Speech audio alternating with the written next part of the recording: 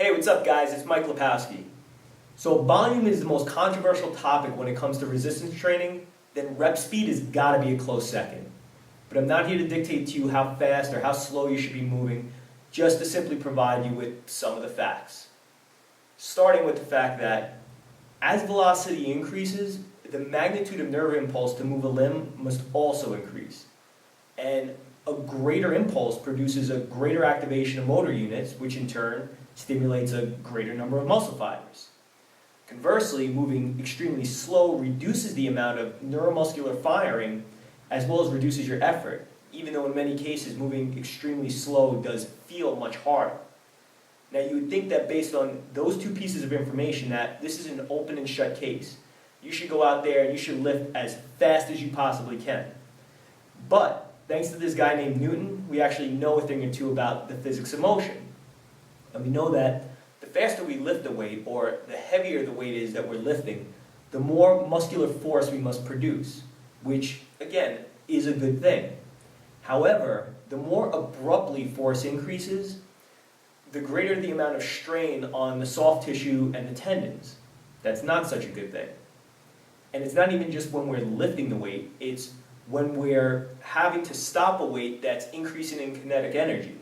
So in the instance of a weight in which somebody doesn't even pay attention to performing the negative, they act as if it's actually not even part of performing a repetition and they just simply let go. Well, when you have to stop that weight that's building up in speed and kinetic energy, when you have to stop it, the amount of force that you're placing on the soft tissues and tendons is excessive, and it puts you at a high risk of injury. That's why it's so important to focus on lowering the weight under control and not simply letting go or forgetting about the negative.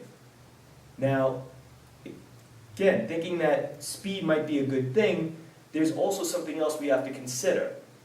And that's from a muscle stimulation standpoint, we actually want to minimize momentum. You see, the more momentum that we're producing, the less muscular tension we're experiencing throughout the exercise's range of motion.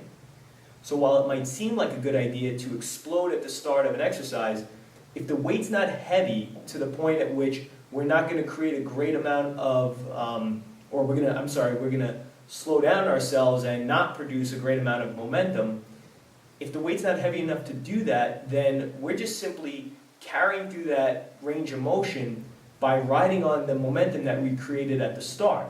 So it's like pushing a boulder downhill. You're not going to get anything out of it if the muscles are not experiencing any actual strain.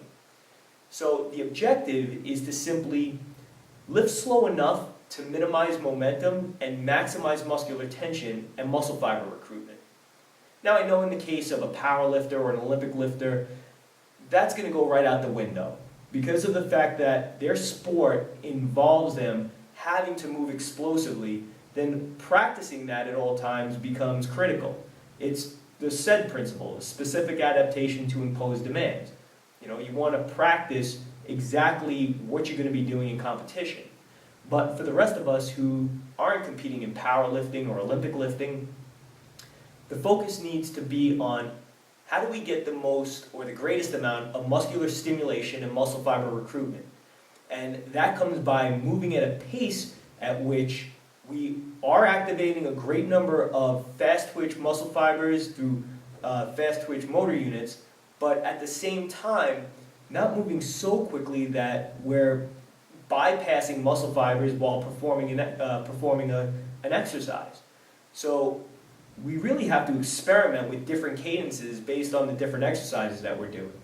And for many of you, that's going to mean putting your ego aside for a moment. Because a lot of times you might be moving at hyperspeed when you're performing these repetitions, whereas you'd be better served to slow things down a little and get a better feel of your muscles doing the work. Now, oftentimes if you are using the appropriate weight based on the appropriate time under tension, then by midway through your set, you can be focusing on moving as fast as possible because the amount of fatigue that's going to have set in at that point is going to be enough to slow you down. And so it's at that point that you will be recruiting the greatest number of fast twitch motor units. So take with this information what you will and use it effectively. Use it to keep yourself from getting injured, but getting the greatest effect you possibly can from your training.